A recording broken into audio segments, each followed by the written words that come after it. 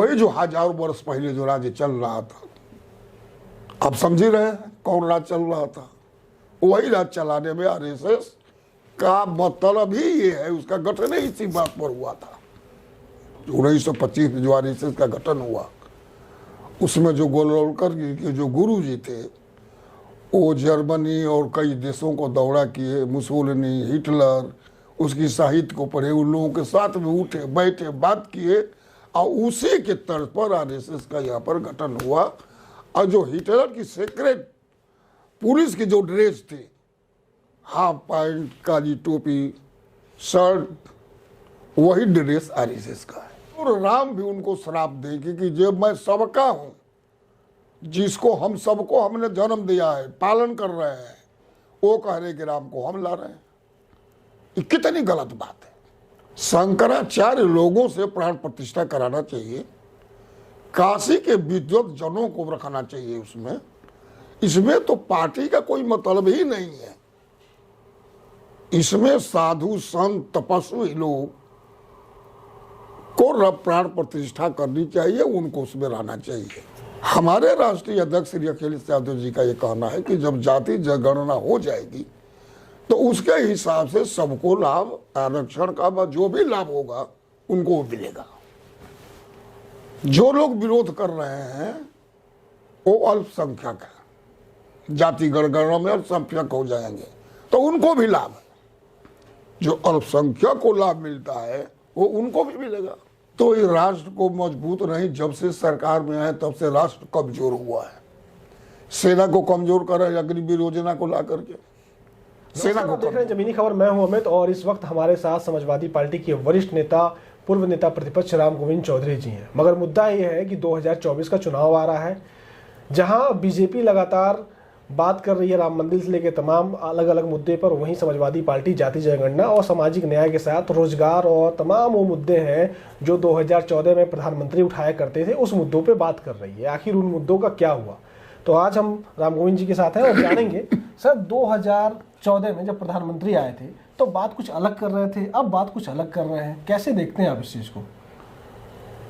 प्रधानमंत्री या भारतीय जनता पार्टी बात केवल ऐसे घुमा के करती है कि वोटरों पर प्रभावित करे। 14 में उन्होंने हर साल 5 करोड़ लोगों को नौकरी देने की बात की, किसानों को पूर्ण कर्जा मुक्ति करने की बात की, किसानों को आय दुगुना करने की बात की। कुछ भी नहीं हुआ। 19 में भी नहीं हुआ।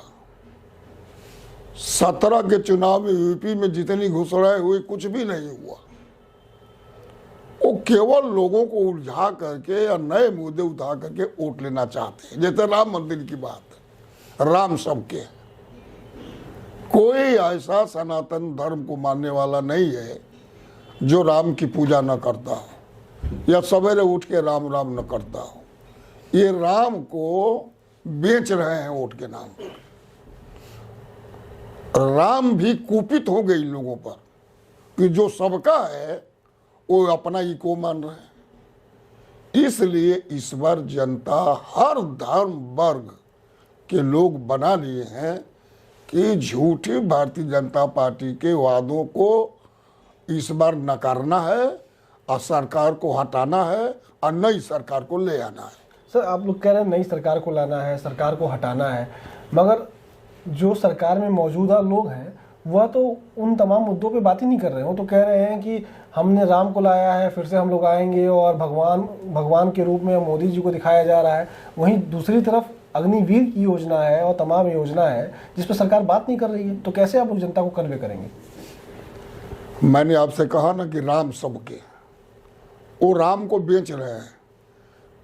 हमारे लिए राम आस्था के केंद्र है, भारतीय जनता पार्टी के लिए राम वोट के केंद्र बिंदु है। इसलिए राम जो है कुपित हुए इस समय भारतीय जनता पार्टी से, और जरूर राम भी उनको श्राप देगी कि जब मैं सबका हूं, जिसको हम सबको हमने जन्म दिया है, पालन कर रहे हैं, वो कह रहे कि राम को हम ला रहे हैं। ये कितनी गलत बात है। इस सनातन धर्म का अपमान है, राम का अपमान है। राम स्वयं सबको पैदा किए हैं, ऐसा माना जाता है। पालन भी सबका राम कर रहे हैं। अब भारतीय जनता पार्टी कहेगी राम को हम लाए हैं, तो इसका तो फल उसको मिलेगा।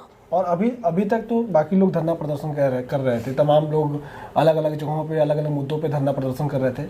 अब तो शंकराचार्य जो सनातन धर्म के सबसे प्रमुख माने जाते हैं, वह चारों शंकराचार्य जो है वह कह रहे हैं कि हम नहीं जाएंगे, क्योंकि प्रधानमंत्री अब हमारा भी पद लेने की कोशिश कर रहे हैं। एक तरीके से राम मंदिर बनाने का मुकदमा सबसे पहले शंकराचार्य जी ने ही किया था। बाद में राजीव गांधी जी ने ताला खुलवा करके दर्शन के लिए रास्ता साफ किया। बाद में आडवाणी जी ने रथ यात्रा निकाल करके इसको हथिया लिया। राम प्राण प्रतिष्ठा में चारों शंकराचार्य जी को बुलाना चाहिए, शंकराचार्य लोगों से प्राण प्रतिष्ठा कराना चाहिए, काशी के विद्वत जनों को रखना चाहिए उसमें। इसमें तो पार्टी का कोई मतलब ही नहीं है। इसमें साधु संत तपस्वी लोग को प्राण प्रतिष्ठा करनी चाहिए, उनको उसमें रहना चाहिए। अच्छा सर, एक चीज़ और देखिए, अगर इस वक्त की जो हम परिस्थिति की बात करें, जिस वक्त इस वक्त जो परिस्थिति चल रही है, उस परिस्थिति में एक सबसे बड़ा मुद्दा यह है कि जाति जनगणना। बीजेपी कहती है जाति जनगणना से क्या फ़ायदा होगा। अगर आपको उसका जवाब देना हो फायदे का, तो कौन से फायदे बताएंगे कि क्या फ़ायदा होगा जाति जनगणना से? उसमें फायदा ये है कि हर जात के लोग कहते हैं कि हमारी संख्या इतनी है, हमारी संख्या इतनी है, हम इतने वोटर हैं, हम इतने वोटर हैं। हमारे राष्ट्रीय अध्यक्ष श्री अखिलेश यादव जी का ये कहना है कि जब जाति जनगणना हो जाएगी तो उसके हिसाब से सबको लाभ, आरक्षण का जो भी लाभ होगा उनको मिलेगा। जो लोग विरोध कर रहे हैं वो अल्पसंख्यक है, जाति जनगणना में अल्पसंख्यक हो जाएंगे तो उनको भी लाभ है। जो अल्पसंख्यक को लाभ मिलता है वो उनको भी मिलेगा। तो जाति जनगणना बिल्कुल जरूरी है, आवश्यक है। बिहार में हो गया, केंद्र सरकार को जाति जनगणना कराना चाहिए और जात के हिसाब से सबको आरक्षण और उसको लाभ देना चाहिए। 2024 का चुनाव संविधान के रूप में समाजवादी पार्टी लगातार कहती है कि अगर 24 का चुनाव आप लोग नहीं जिताएंगे संविधान खतरे में आएगा, और बीजेपी के लोग कहते हैं कि संविधान के हम लोग रखवाले हैं। बीजेपी असत्य बोलती है ना। बीजेपी कोई बात सत्य बोलती हो तो आप बताइए। अभी थोड़े दिन पहले आपको याद होगा कि अटल जी जब प्रधानमंत्री हुए थे उस समय भी संविधान को पर परिचर्चा शुरू हुई थी कि संविधान बदला जाए, कैसे इसको ठीक किया जाए। वो बात चली गई। आरएसएस का बहुत बड़ा एक आदमी ने अभी बयान दिया कि संविधान की पुनरीक्षित करने की आवश्यकता है। संविधान को हर हालत में अगर जीत गई भारतीय जनता पार्टी तो हर हालत में बदल देगी और उस चीज को निश्चित बदल देगी जिसमें अगड़े पिछड़े दलित और मुसलमानों को जो हक मिला हुआ है। तो अगड़े जात के भी जो लोग हैं, जो गरीब है, बेबस है, लाचार है, छोटे किसान हैं, उनको भी जो लाभ की धारा है उसमें जुड़ी हुई है उसको भी खत्म कर दिया जाएगा। तो एक तरीके से तो फिर कहा जाए तो कि वही पुराना वाला राज्य जो है वो राज्य लाने की आप कह रहे हैं कि कोशिश बीजेपी कर रही है। वही जो हजारों वर्ष पहले जो राज्य चल रहा था, आप समझ ही रहे हैं कौन राज चल रहा था, वही राज चलाने में आरएसएस का मतलब ही ये है। उसका गठन ही इसी बात पर हुआ था। 1925 में जो आरएसएस का गठन हुआ उसमें जो गोलवलकर के जो गुरु जी थे वो जर्मनी और कई देशों को दौरा किए। मुसोलिनी, हिटलर, उसकी साहित्य को पढ़े, उन लोगों के साथ में उठे बैठे बात किए और उसी के तर्ज पर आरएसएस का यहाँ पर गठन हुआ। और जो हिटलर की सीक्रेट पुलिस की जो ड्रेस थी, हाफ पैंट, काली टोपी, शर्ट, वही ड्रेस आरएसएस का है। हिटलर की जो ड्रेस वही आरएसएस का।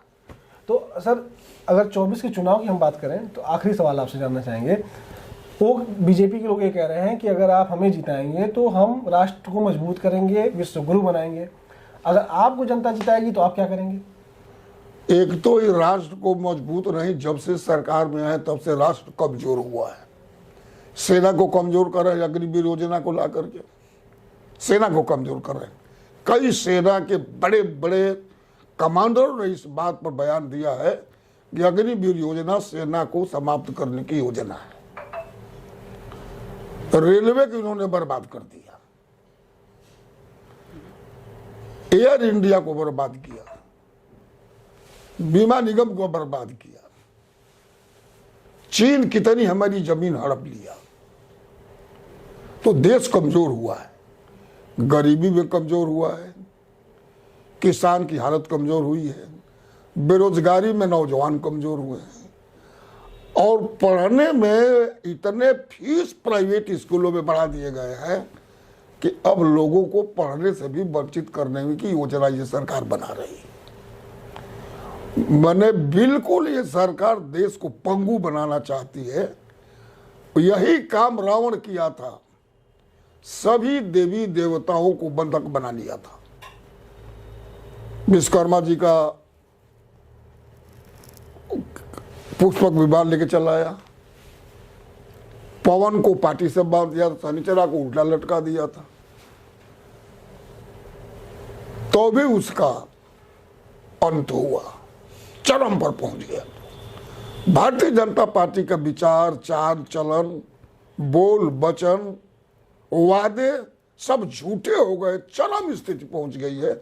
इनको अब समाप्त होना है, समाप्त होना है। आपको क्या लगता है कि 24 के चुनाव में क्या मुद्दा बड़ा रहेगा?